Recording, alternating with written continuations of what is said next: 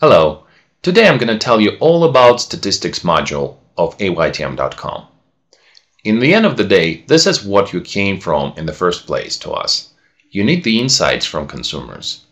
We provide you many tools that are very easy and quickly to use to extract that insights from the data that we collect for you or you collect with our tools from your list. The statistics page starts with pie chart as a default view mode. And you can quickly go through your questions and see which answers were the most popular. In this example, I can quickly see that mozzarella appetizer was the first choice for the public. And this is my main entry, which beef tenderloin obviously was the first choice. And the death by chocolate cake, surprisingly, was over 50% of the respondents chose it. So going back to the top, I can quickly close, collapse, and expand those tabs to concentrate on the questions that I want at any given moment. And there's also this very handy link here on the top of all statistics, which I can click to see my order details. And it will remind me of who I interviewed in the first place. You also have this link to show how the survey takers saw the survey. If you click on it, you will see the preview of the survey. You can experience it and see all the illustrations and repeat the experience of survey takers, basically. All right, going back, I'm going to go back to the statistics and concentrate your attention on this left column. We have many tabs here. And those tabs are essentially the tools, filtration, and other tools to work with the data that is displayed in the right side of the page. So despite the fact that the pie charts are default view mode, you may be willing to switch to the column view because once you do, it will enable additional variables that you can append to your chart. So let's look at the data in the stock column view and age demographic parameter enabled. When you click update, you will see the breakdown by the ages and answers on your survey. And quickly you will learn that people who selected this foie gras appetizer were from 25 to 34 years old.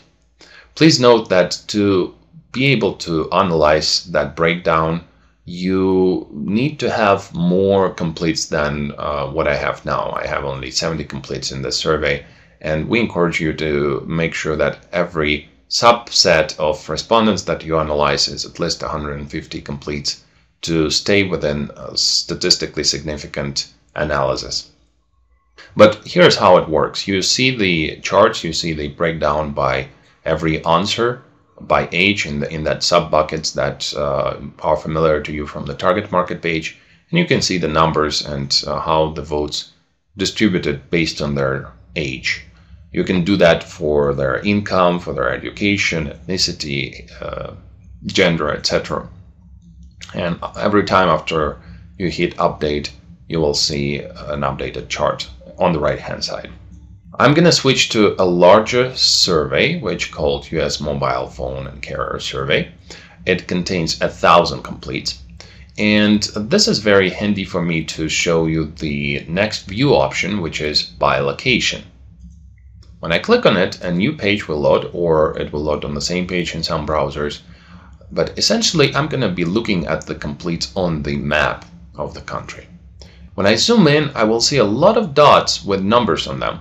So numbers represent the number of respondents at any given zip code that took the survey. And not only I can zoom even further, but I can click on those dots to see the respondents' records. You will see their traits, you will see all their declared demographics, as well as how they answered to your survey, including their open-ended answers. You can move around, zoom in, zoom out. By the way, if you have a large number of completes, your map of respondents will look something like that because it's a very close representation of United States density population map if you compare it to what you see on US Census data, for example. All right, going back to the statistics. I'm going to open this quick, smaller survey, and the third option here is to just lose the charts. And In this mode, the page will load faster, you'll be able to access the numbers quicker, and for some people it works just better. Other more visually oriented people prefer to see the charts.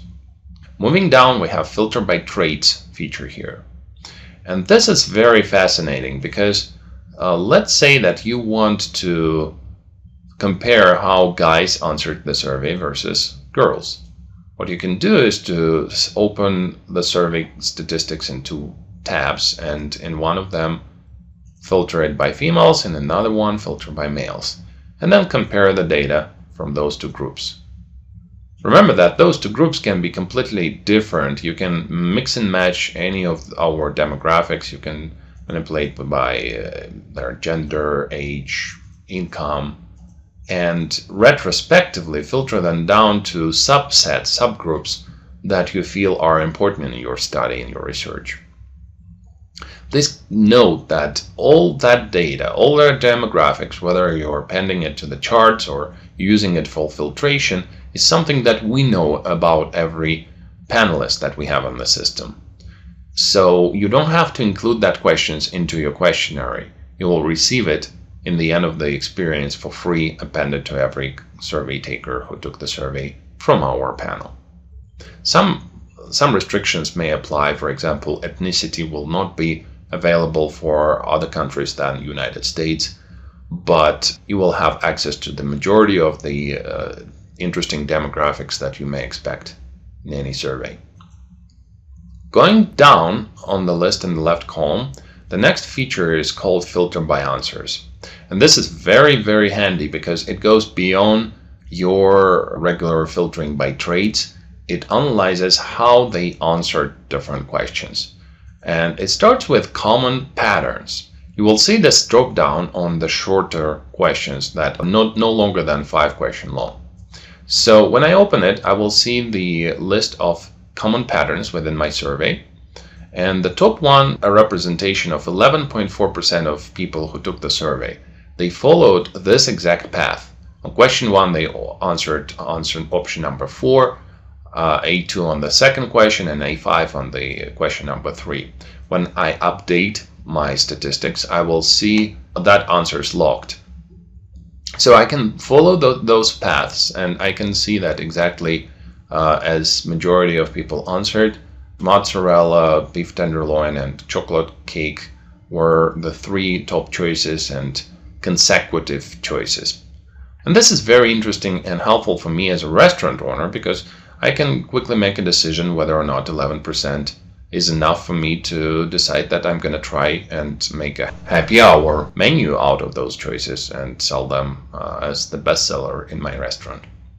The other way to use the filter by answers is by doing it manually. So let's say that I'm not interested in the mainstream, but I want to look deeper in the tastes of people who like oysters. So what I do, I select the answer number 5 on the first question. And then I click update without doing anything else.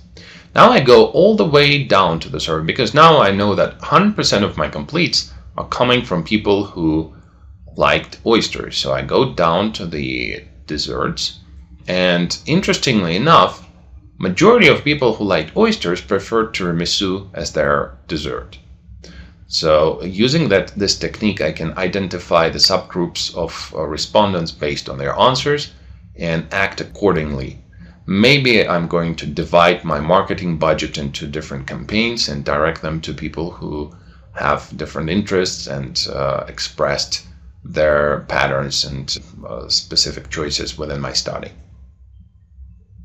The next tab is really simple. It just gives you the color options for your charts.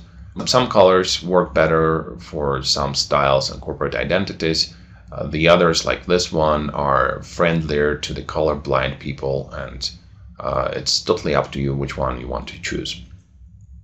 The next tab is all about numbers. You can export the data into Excel or CSV file formats, and you have a choice of exporting it to the current view that you filtered down to, or export all raw data and analyze it outside of our platform in your preferred analytic program. When you click export all raw data in the Excel format, you will see this file downloading in your browser. And then when you click on it, you will see the spreadsheet that would look something like that. In this spreadsheet, you will have the survey IDs, the date of when they took the survey, their demographics, and then finally how they answered your survey. Then you will have that for every complete that you received.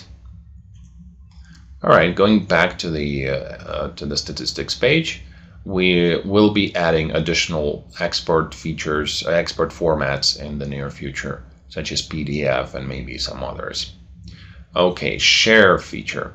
This really excites me because what these share links mean and what they do is something similar to the Google Docs. So they, for one thing, they give a direct access to this statistics page to anyone who you want to share the survey with. All you need to do is to grab this link, copy it, and paste using your email or instant messenger. You can just send it to your friends, colleagues, or clients. And without logging in or having to register on our site, just by opening this link, let me show it by opening an incognito window.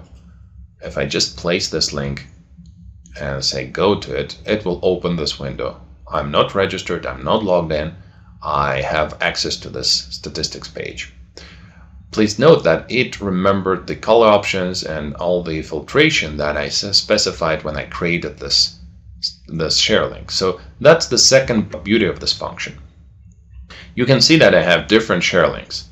Maybe with one client I want to share one because it contained filtration that represented opinions of females, and the other one will be making an accent on a different finding in the survey.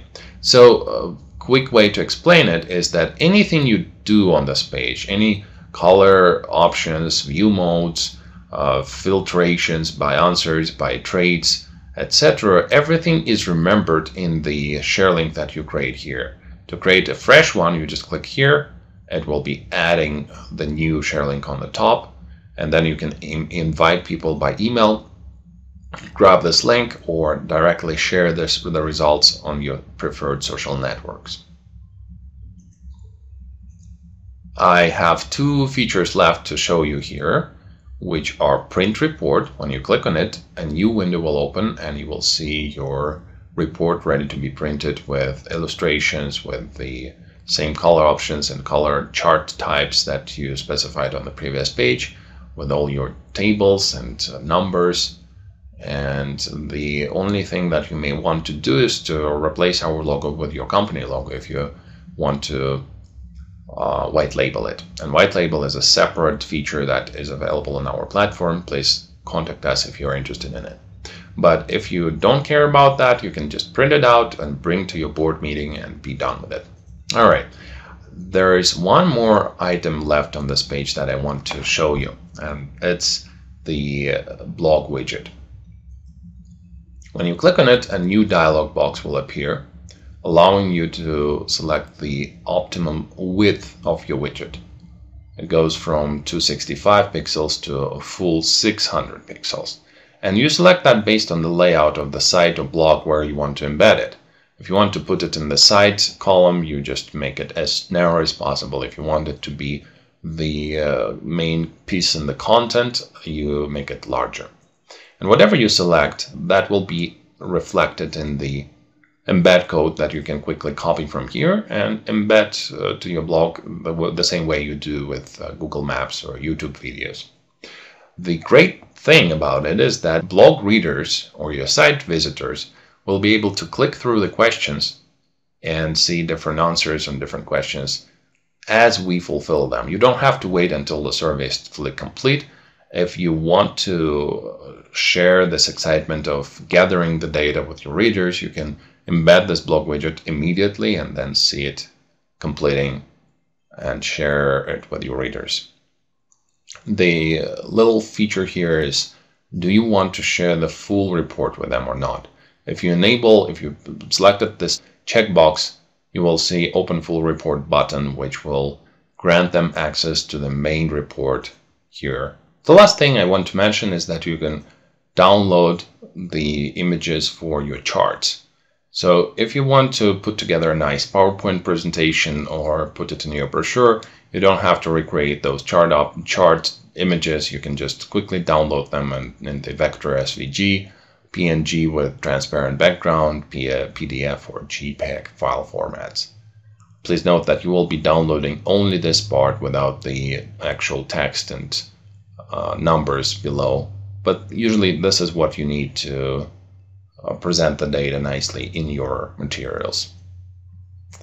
I think I covered it, and if you have any additional questions, please don't hesitate to call us or email us at support@aytm.com. We'll be happy to assist you. We'll be even happy to help you to look into the data of your study and extract the valuable insights.